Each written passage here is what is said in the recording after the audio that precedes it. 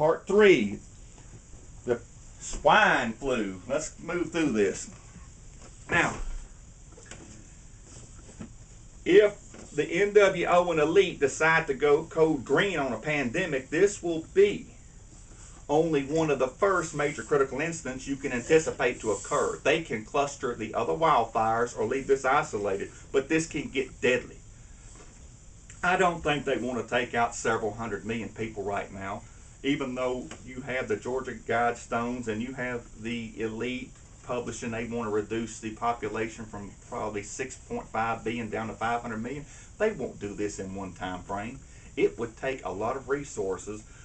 It would take more than a pandemic to do that. So I see this could go pandemic based on their decision to go green and their desperation to push to bring martial law and control of your life and probably push us closer to a one world government.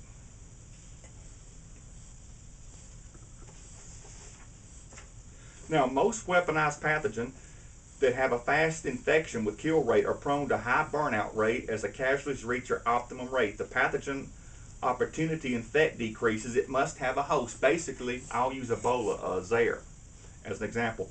Fast infection. It takes you out quickly. A horrible, painful death. Bleeding from all orifices as you turn to your body is basically bleeding from inside without any relief. And it burns itself out quickly. It has to have a host. Now, let's go into something here.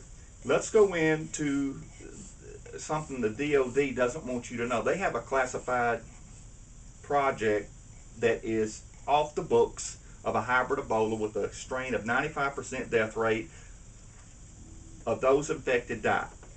Fast kill, fast spread, and it can burn, but it burns out at a high rate once the mass population is infected, dying, or dead. And that 4 to 5% that doesn't die from it, who does it have to go feast upon? Let's say a large major city. The virus was designed to, it works best in highly populated locations. Major cities, let's say the northeastern part of the United States or the Los Angeles basin. Heavily populated. Dallas, Fort Worth, South Florida, London. Congested, populated, where it's people to people. But it also, it feeds on new victims. Then this is the classified hybrid Ebola I'm speaking about at this moment as reference, okay? I don't know of this being released, or you would certainly know about it, okay? I'm making a reference to the burnout rate. So I want to keep it clear so there's no confusion about this. I don't want people to be thinking that I'm talking about something that hasn't happened or suggesting it will. They have it. It's top secret. And will they use it? I don't know, and I'm not trying to scare the hell out of you. I'd rather you know something than withhold it from you about this. Now,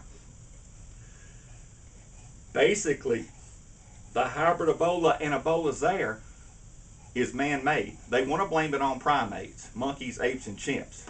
Too bad, it's not. It's weaponized. It's up at level 4 bio at Fort Detrick, Maryland, and Fort Meade.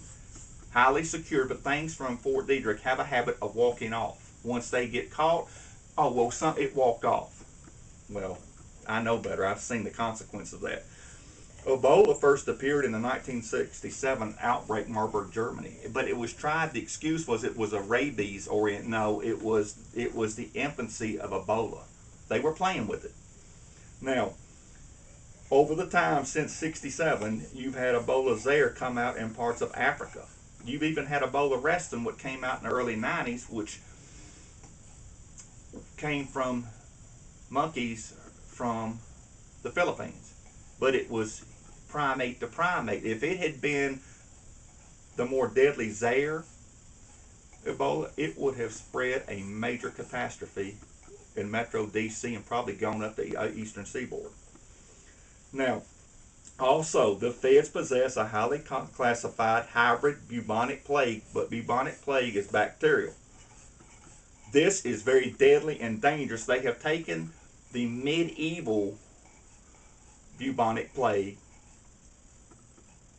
and turned it into a bastard bacterial agent to where it's worse and more deadly than a bubonic plague, to where it's difficult to control this. Once you release it, this would be almost impossible to contain, and it would be more of a doomsday scenario where they just want to take an entire country out probably somewhere. It's that type of lethal results, and it's difficult also because it can remain in the infected fleas and the bitten rodents, and then transfer to people. Now let's go into back to the swine flu. Mexico is already on the fringe of collapse. Should the viral release escalate into mass casualties, you can anticipate millions of refugees crossing the southwest and western border. I expanded on that now. Executive orders provide the U.S. president to declare martial law in the USA. Read them. I've told you before. The executive orders are the blueprint to suspend or abort the Constitution and force martial law. Standard operation SOP, my butt. DHS is ready to use that if Obama is told by the elite. It won't come from Obama by himself. It'll come from the elite and the globalists. Now, cities that you would see declared quarantine status are most likely to end up having ground and air support for the conditions. They'll have warbirds up.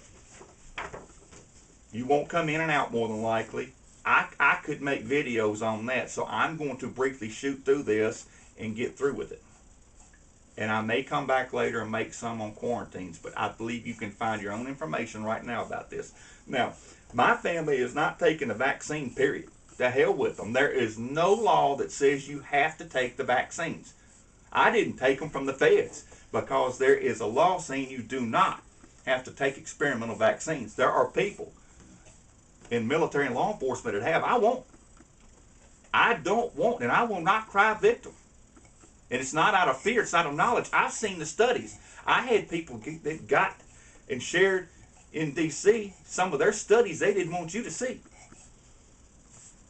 People have had some very dangerous, sickly, and deadly consequences from these vaccines. I won't take them.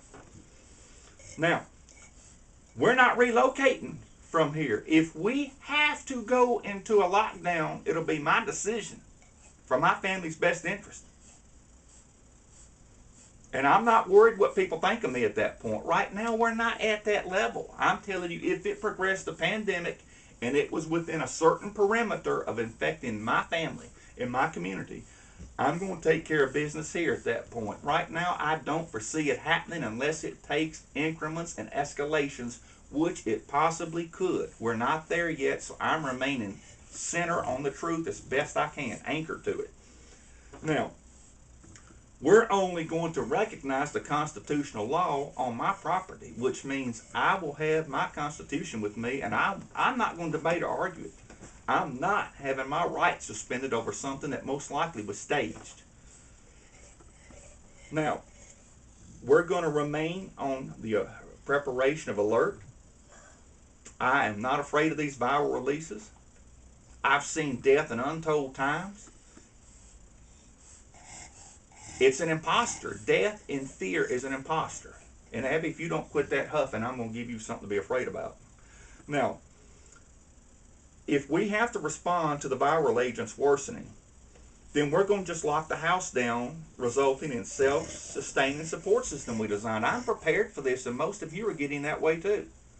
I'm going to end this video and make a brief fourth one, and Abby's probably going to be evicted from her panel chair for huffing.